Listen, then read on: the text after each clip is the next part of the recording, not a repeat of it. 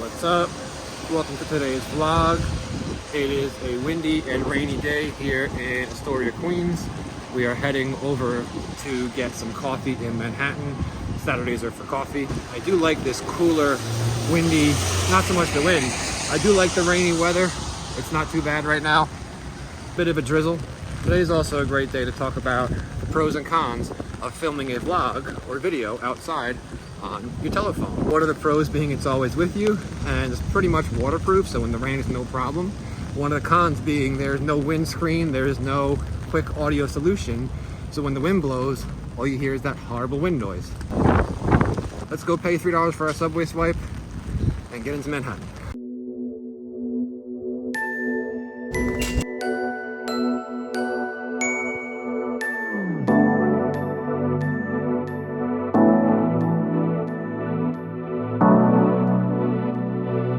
Reason number one why you should use your phone to vlog or film is it's always with you. It is the least amount of friction, because all you gotta do is pull it out of your pocket. Super easy. Nowadays phones have come so far. This is not 2015, 2016, where you gotta have a huge rig with a Joby Gorilla Pod and a huge microphone on top.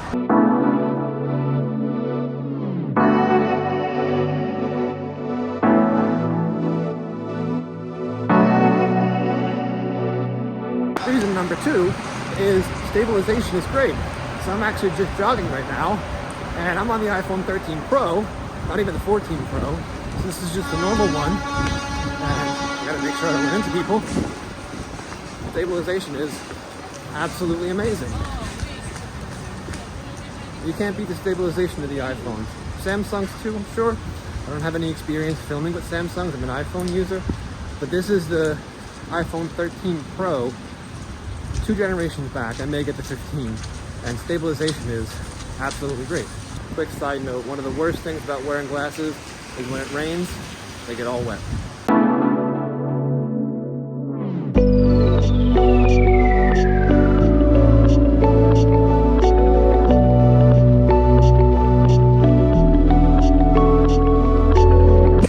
This next reason why you should vlog with your phone, iPhone or Samsung or whatever you've got in your pocket, is you've got multiple lenses to choose from.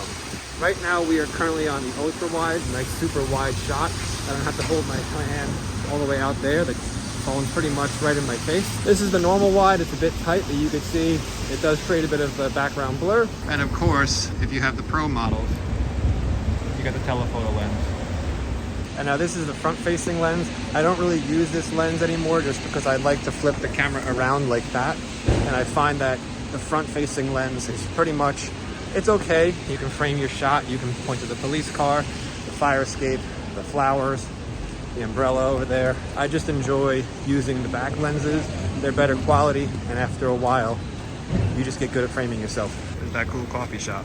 And also another great reason is compared to cameras, these phones have absolutely great battery life. Once your phone gets to about 2 years, the battery starts draining.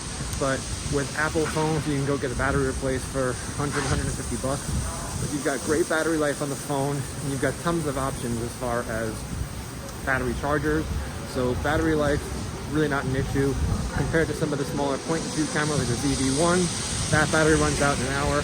You probably have to film for 4 or 5 hours constantly with this 2-year-old iPhone 13 Pro to run the battery down.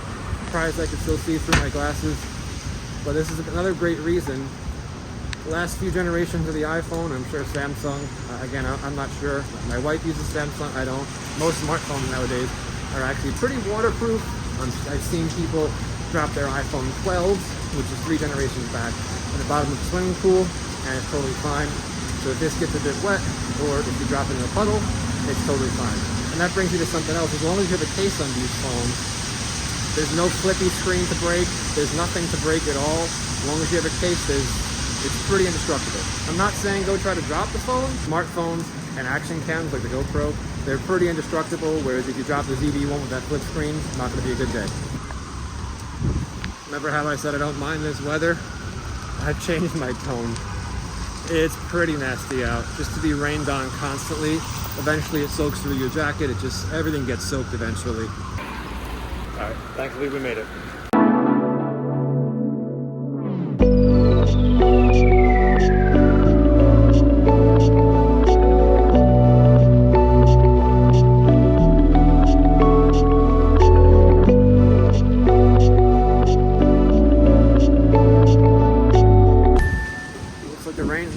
up anytime soon.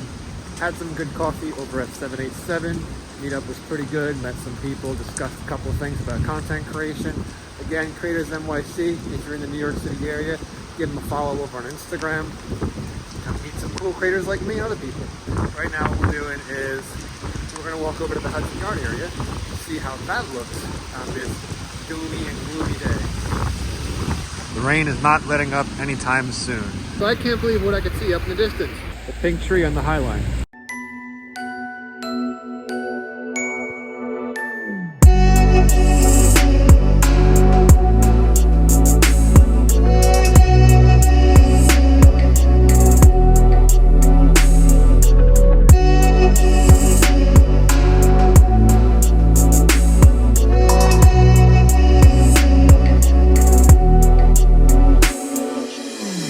Windy up here. I hope you can still hear me. That's one of the downsides of filming with the iPhone or any smartphone. There's no good, what do you call it? There's no good wind muffler that you can put on it. There's no good solution that you can just attach to your phone and then you're good. There are small little microphones, so that's a little bit of a hack you can do, but there's no real solution. If it's just windy, you really can't talk. My recommendation for this would be, if you can hear the wind, like right now I can hear the wind, I can feel the wind. You're probably not gonna be able to hear me right now unless I go like that. Maybe if I block the wind, maybe it'll be okay. Yeah, now you can't. Now you can't hear me. Probably the easiest thing you can do, what I've found the easiest thing to do to get around that wind noise is just try to hide from the wind. As you can see right now, I found this little alleyway. Super windy over there by the pink tree. It's probably pretty windy up there. You probably see the leaves blowing, and you probably hear the leaves in the distance, but it's not like you hear all that anymore. That's probably the easiest thing that I've come across. Like I said, you could have one of those wireless lapel mics. I wouldn't go any further than that though, just because you want to keep this simple. You want it to just be able to just pull your phone out of your pocket, hit record, and that's it. That's exactly how I'm doing right now, and I found this is the least amount of friction. I'm trying to get this shot without people walking. Can't get mad at them though, it's not my city. It's everyone's city.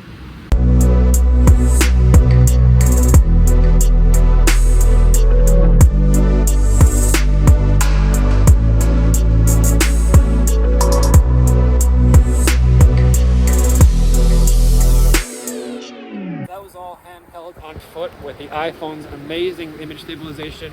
Again, this is the iPhone 13 Pro, not even the 14 or 15 Pro. Stabilization on point. One thing I wouldn't do, I would not use a tripod. I would not use a big fluffy microphone. I would not rig out a smartphone to look like a big camera setup, because now you're not going to be able to just throw it in your pocket when you need to. My favorite thing of filming with a smartphone is that you can just slip it in your pocket, take it out, hit record, boom, put it back in your pocket. You don't have to attach it with a camera strip up here. You don't have to have a necklace. You don't have to have a whatever. You don't have to have a crossbody, what do you call it? Crossbody strap.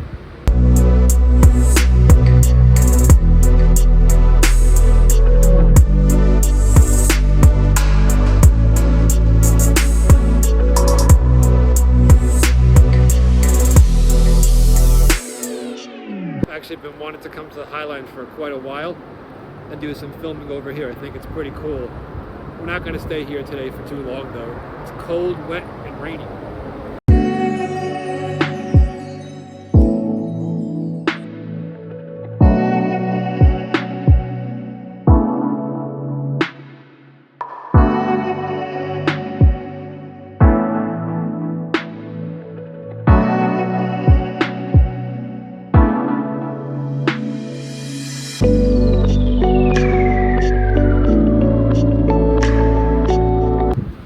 So there's 3 main cons, maybe even 4 main cons to filming with a phone. Number 1, audio. The audio is good, but if it's windy, it's unusable. Number 2 is image quality. Image quality is good if you're in the right lighting setting. However, in low light it falls apart, but most of the time it's going to be acceptable. Your story and your audio are a lot more important than image quality. Number 3 con is going to be storage size of your phone. I have the 256 gigabyte version. I would say get the 512 gigabyte version if you're doing this all the time like I am, but you are going to pay extra for that storage size.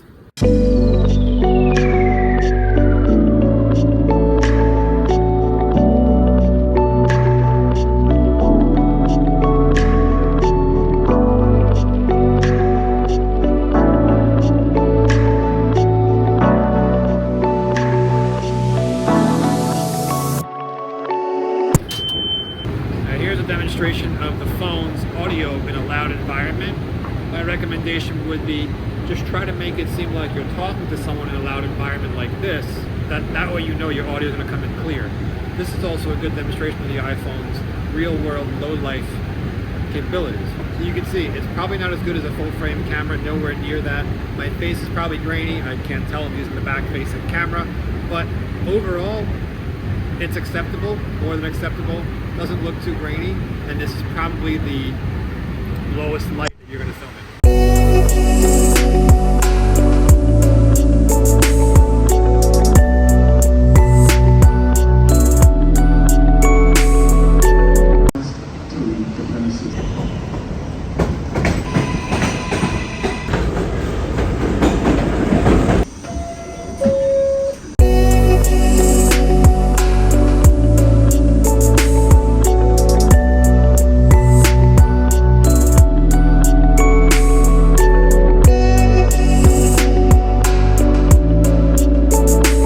It was super nasty out. I started to get drenched. It was cold. The weather didn't let up at all today. It was rainy all day. It was cold. It was windy. It was wet. It was just very unpleasant. So gonna end the vlog right here back at the studio. iPhone 13 Pro, what we're filming on right now. We're filming on right now. It is nighttime right now.